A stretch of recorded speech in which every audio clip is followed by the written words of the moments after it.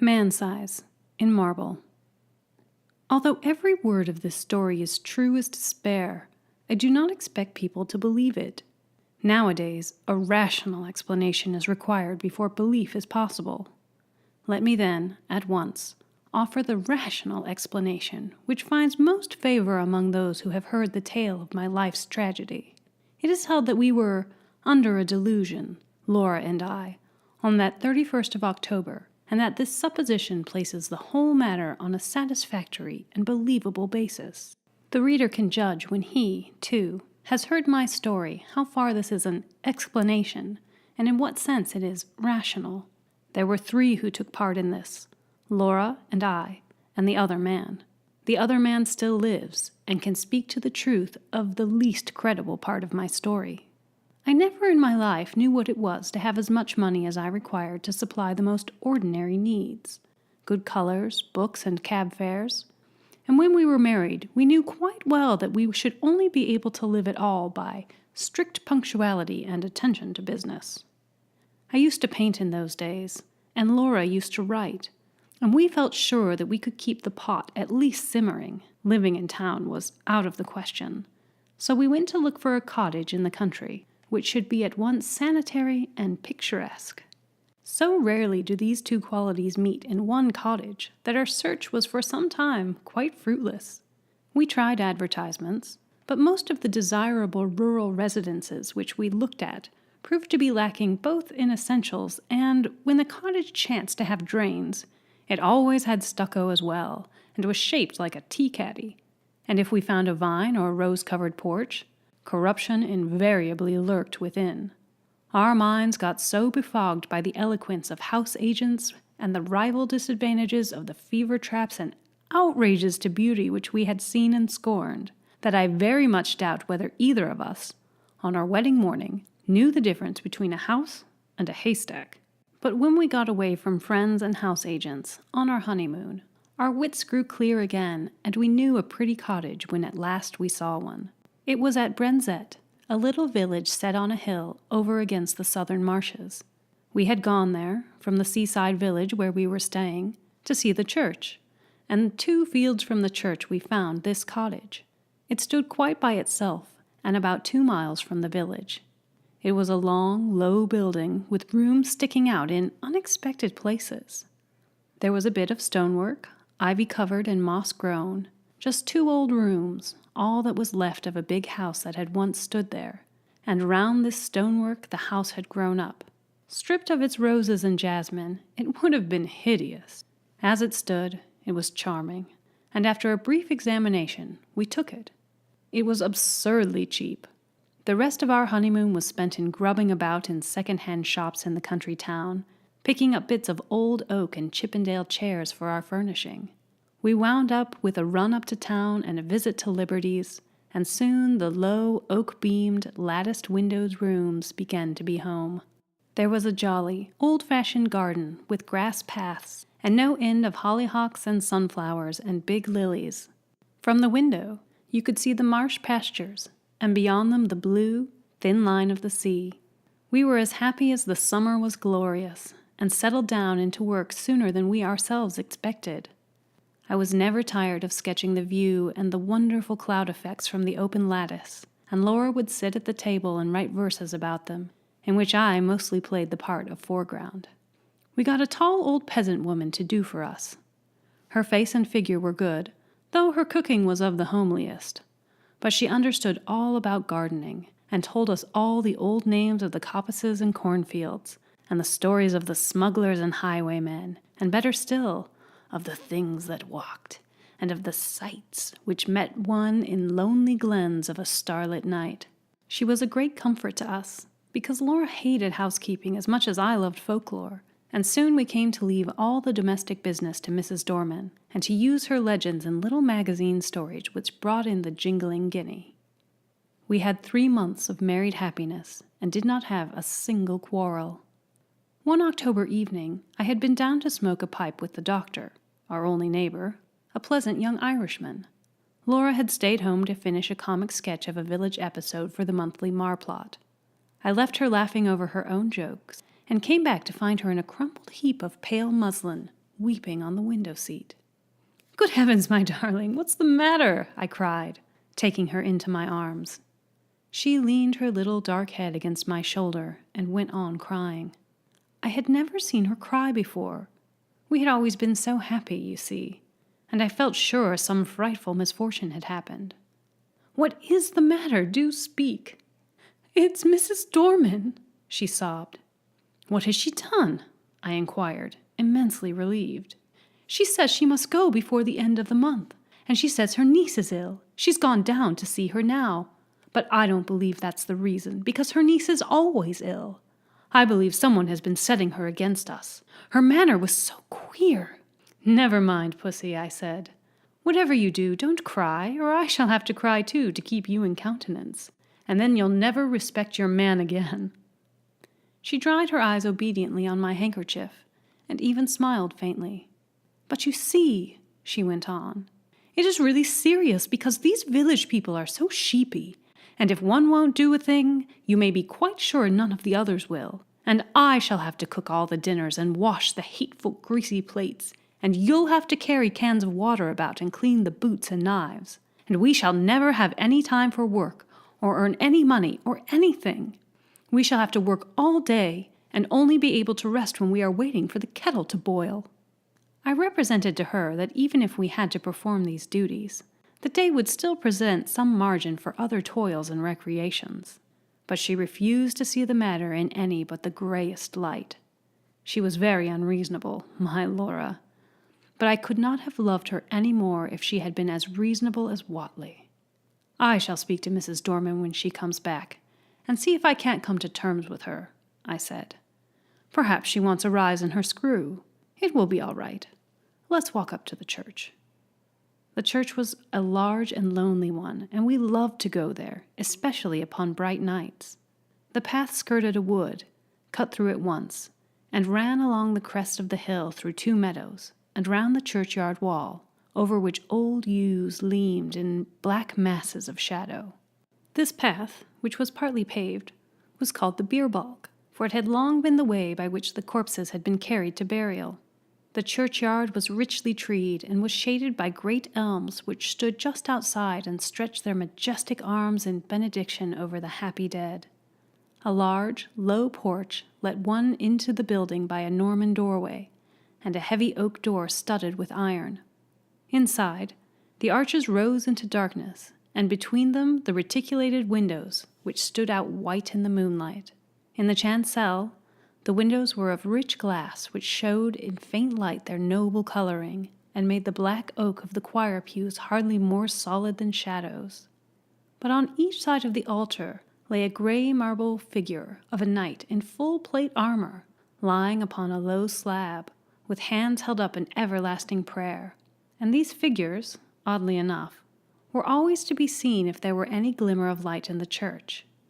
Their names were lost, but the peasants told of them that they had been fierce and wicked men, marauders by land and sea who had been the scourge of their time, and had been guilty of deeds so foul that the house they had lived in, the big house, by the way, that had stood at the side of our cottage, had been stricken by lightning and the vengeance of heaven. But for all that, the gold of their heirs had bought them a place in the church. Looking at the bad, hard faces reproduced in the marble, this story was easily believed. The church looked at its best and weirdest on that night, for the shadows of the yew tree fell through the windows upon the floor of the nave and touched the pillars with tattered shade. We sat down together without speaking and watched the solemn beauty of the old church, with some of that awe which inspired its early builders. We walked to the chancel and looked at the sleeping warriors. Then we rested some time on the stone seat in the porch, looking out over the stretch of quiet moonlit meadows, feeling in every fiber of our being the peace of the night and of our happy love, and came away at last with a sense that even scrubbing and blackleading were but small troubles at their worst. Mrs. Dorman had come back from the village, and I at once invited her to a tete-a-tete. "Now, Mrs. Dorman," I said, when I had got her into my painting room, "what's all this about your not staying with us?" "I should be glad to get away, sir, before the end of the month," she answered with her usual placid dignity. Have you any fault to find, Mrs. Dorman? None at all, sir. You and your lady have been most kind, I'm sure. Well, what is it? Are your wages not high enough? No, sir, I gets quite enough. Then why not stay? I'd rather not. With some hesitation. My niece is ill. But your niece has been ill ever since we came. No answer. There was a long and awkward silence. I broke it. Can't you stay for another month? I asked. No, sir. I'm bound to go by Thursday. And this was Monday. Well, I must say, you might have let us know before.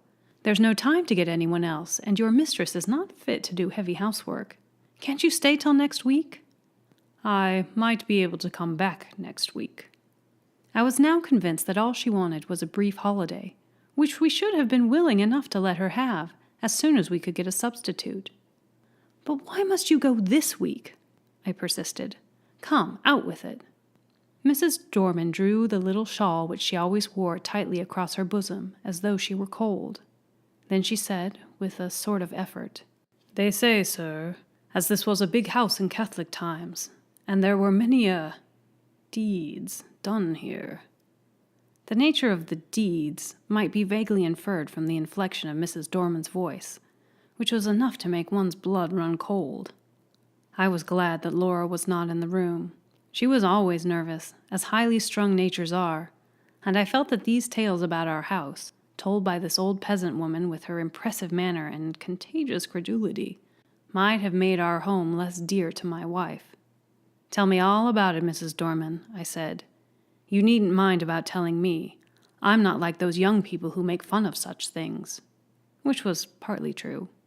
Well, sir, she sank her voice. You may have seen in the church, besides the altar, 2 shapes. You mean the effigies of the knights in armor, I said cheerfully. I mean them 2 bodies drawed out man-size in marble, she returned, and I had to admit that her description was 1,000 times more graphic than mine, to say nothing of a certain weird force and uncanniness about the phrase, drawed out man-size in marble. They do say, as on All Saints' Eve them 2 bodies sits up on their slabs and gets off them, and then walks down the aisles in their marble. Another good phrase, Mrs. Dorman. And as the church clock strikes 11, they walks out of the church door, and over the graves, and along the bier balk. And if it's a wet night, there's the marks of their feet in the morning. And where do they go? I asked, rather fascinated. They come back here to their homes, sir, and if anyone meets them... Well, what then? I asked. But no, not another word could I get from her, save that her niece was ill and she must go. After what I had heard, I scorned to discuss the niece, and tried to get from Mrs. Dorman more details of the legend. I could get nothing but warnings. Whatever you do, sir, lock the door early on All Saints' Eve, and make the cross sign over the doorstep and on the windows. But has anyone ever seen these things? I persisted. That's not for me to say. I know what I know, sir. Well, who was here last year? No one, sir. The lady as owned the house only stayed here in the summer, and she always went to London in a full month before the night. And I'm sorry to inconvenience you and your lady, but my niece is ill, and I must go on Thursday. I could have shaken her for her absurd reiteration of that obvious fiction, after she told me her real reasons. She was determined to go, nor could our united entreaties move her in the least.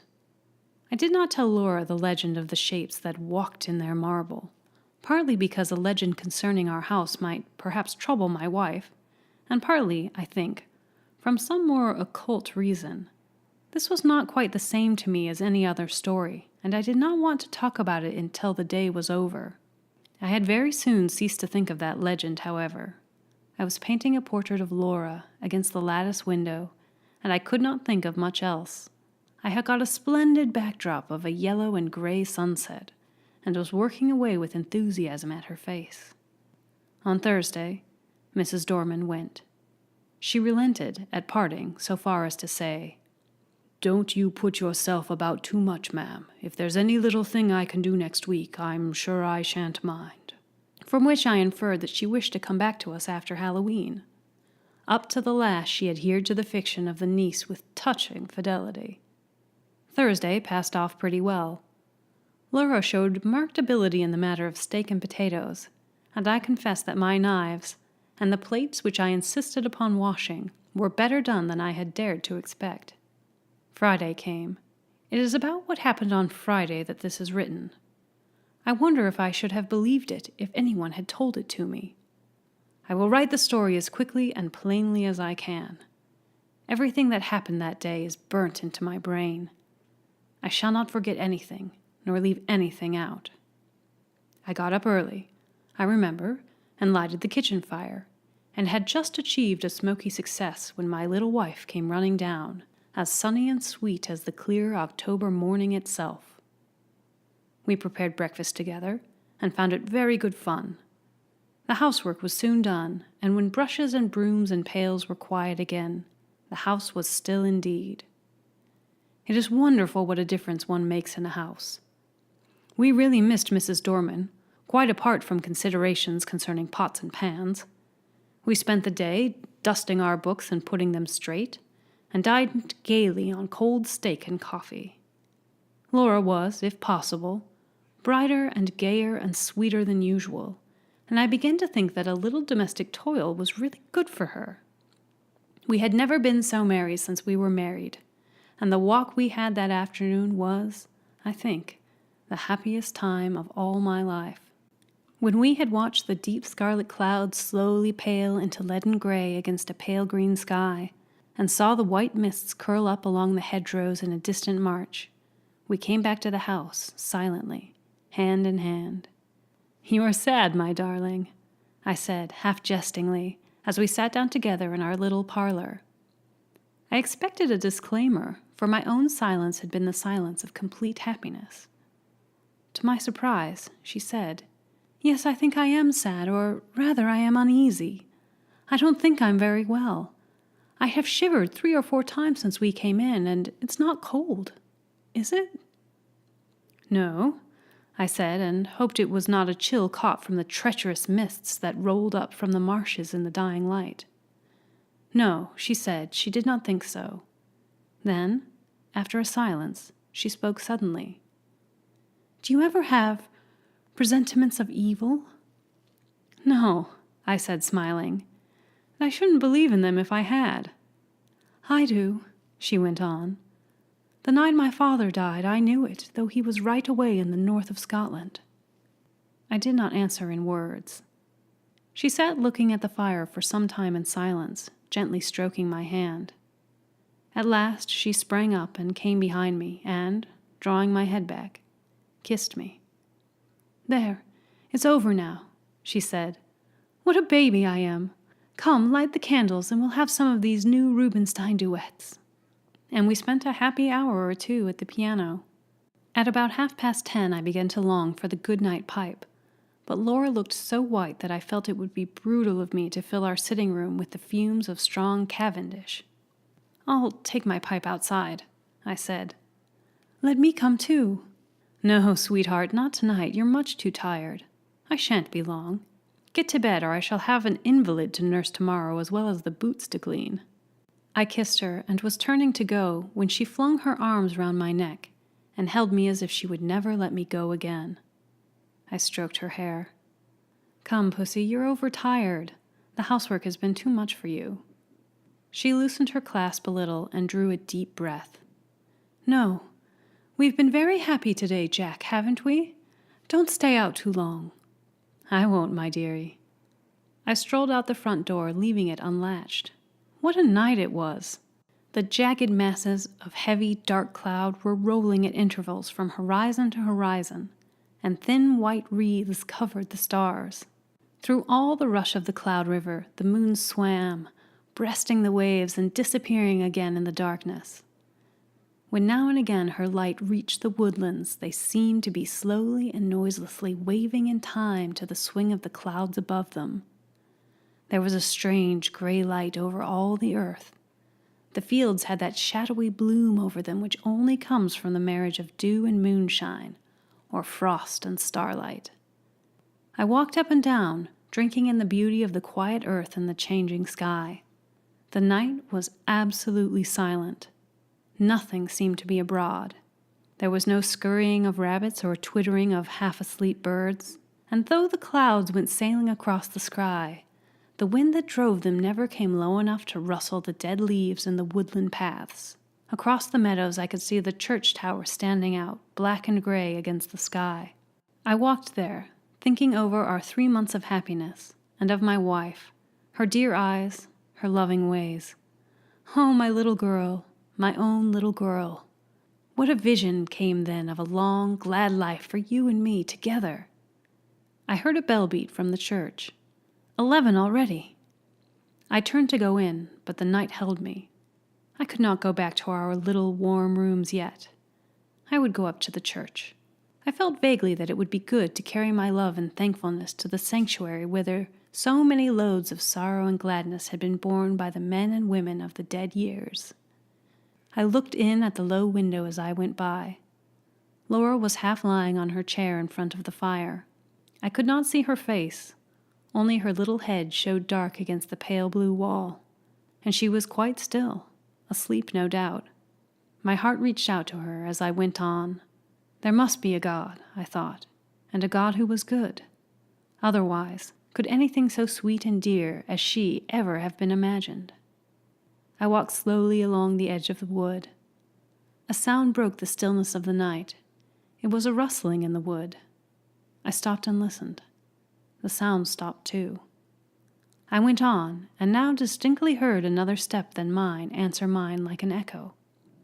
It was a poacher, or a wood stealer, most likely, for these were not unknown in our Arcadian neighborhood. But whoever it was, he was a fool not to step more lightly. I turned into the wood, and now the footsteps seemed to come from the path I had just left.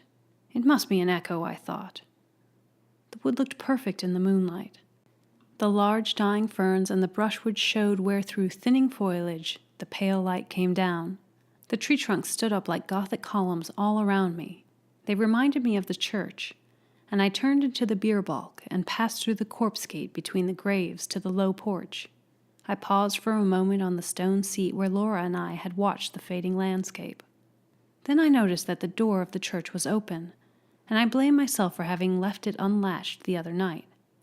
We were the only people who ever cared to come to the church except on Sundays, and I was vexed to think that through our carelessness, the damp autumn airs had had a chance of getting in and injuring the old fabric. I went in. It will seem strange, perhaps, that I should have gone halfway up the aisle before I remembered, with a sudden chill, followed by a sudden rush of self-contempt, that this was the very day and hour when, according to tradition, the shapes drawed out man-size in marble began to walk.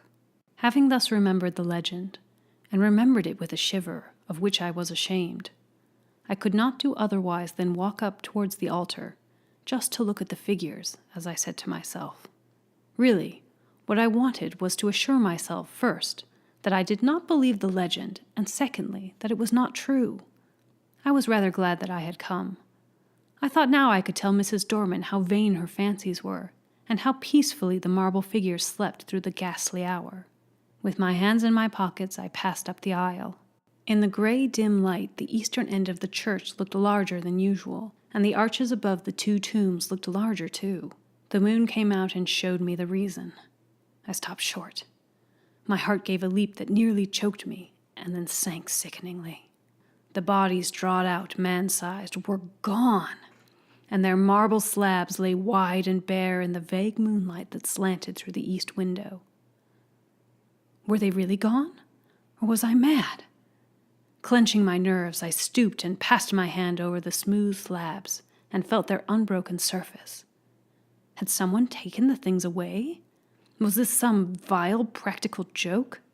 I would make sure anyway. In an instant I had made a torch of a newspaper, which happened to be in my pocket, and lighting it, held it high above my head. Its yellow glare illuminated the dark arches in those slabs. The figures were gone. And was I alone in the church? Or was I alone? And then a horror seized me. a horror indefinable and indescribable, an overwhelming certainty of supreme and accomplished calamity. I flung down the torch and tore along the aisle and out through the porch, biting my lips as I ran to keep myself from shrieking out loud. Oh, was I mad? Or what was this that possessed me? I leapt the churchyard wall and took the straight cut across the fields, led by the light from our windows. Just as I got over the first stile, a dark figure seemed to spring out of the ground. Mad still with that certainty of misfortune, I made for the thing that stood in my path, shouting, "Get out of the way, can't you?" But my push was met with a more vigorous resistance than I had expected. My arms were caught just above the elbow and held in a vice, and the raw-boned Irish doctor actually shook me. "Would ye?" he cried in his own unmistakable accents.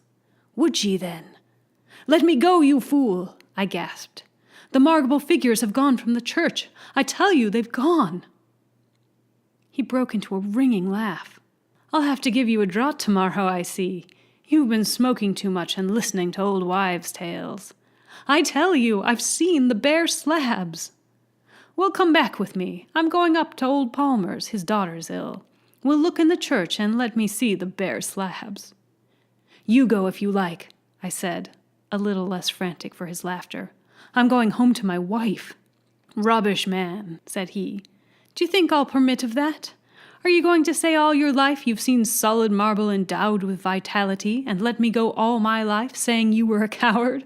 No, sir, you shan't do it." The night air, a human voice, and I think also the physical contact with this 6 foot of solid common sense brought me back a little to my ordinary self, and the word coward was a mental shower bath. "Come on, then," I said sullenly. "Perhaps you're right." He still held my arm tightly. We got over the stile and back to the church. All was still as death. The place smelt very damp and earthy. We walked up the aisle. I am not ashamed to confess that I shut my eyes. I knew the figures would not be there. I heard Kelly strike a match. "Here they are, you see, right enough. You've been dreaming or drinking, asking your pardon for the imputation." I opened my eyes. By Kelly's expiring vesta, I saw 2 shapes lying in their marble on the slabs. I drew a deep breath and caught his hand. "I'm awfully indebted to you," I said. "It must have been some trick of the light, or I have been working rather hard. Perhaps that's it. Do you know, I was quite convinced they were gone." "I'm aware of that," he answered rather grimly. "You'll have to be careful of that brain of yours, my friend, I assure you." He was leaning over and looking at the right-hand figure, whose stony face was the most villainous and deadly in its expression. "By Jove," he said, "something has been afoot here. This hand is broken." And so it was. I was certain that it had been perfect the last time Laura and I had been there. "Perhaps someone has tried to remove them," said the young doctor. "That won't account for my impression," I objected. "Too much painting and tobacco will account for that, well enough. Come along," I said, "or my wife will be getting anxious. You'll come in and have a drop of whiskey and drink confusion to ghosts and better sense to me." "I ought to go up to Palmer's, but it's so late now, I'll best leave it till the morning," he replied. "I was kept late at the Union, and I've had to see a lot of people since then." "All right, I'll come back with you." I think he fancied I needed him more than did Palmer's girl, so, discussing how such an illusion could have been possible, and deducing from this experience large generalities concerning ghostly apparitions, we walked up to our cottage. We saw, as we walked up the garden path, that bright light streamed out of the front door, and presently saw that the parlor door was open too. Had she gone out? "Come in," I said, and Dr. Kelly followed me into the parlor. It was all ablaze with candles, not only the wax ones, but at least a dozen guttering, glaring tallow dips, stuck in vases and ornaments in unlikely places. Light, I knew, was Laura's remedy for nervousness. Poor child! Why had I left her? Brute that I was. We glanced around the room, and at first we did not see her. The window was open, and the draught set all the candles flaring one way. Her chair was empty, and her handkerchief and book lay on the floor. I turned to the window. There, in the recess of the window, I saw her. Oh, my child, my love! Had she gone to that window to watch for me? And what had come into the room behind her? To what had she turned with that look of frantic fear and horror? Oh, my little one, had she thought it was I whose step she heard and turned to meet what? She had fallen back across a table in the window, and her body lay half on it and half on the window seat, and her head hung down over the table, the brown hair loosened and fallen to the carpet. Her lips were drawn back and her eyes wide, wide open. They saw nothing now. What had they seen last? The doctor moved towards her, but I pushed him aside and sprang to her, caught her in my arms, and cried, "It's all right, Laura. I've got you safe, wifey." She fell into my arms in a heap. I clasped her and kissed her and called her by all her pet names, but I think I knew at the time that she was dead. Her hands were tightly clenched. In one of them she held something fast. When I was quite sure that she was dead and nothing mattered any more, I let him open her hand to see what she held. It was a gray marble finger.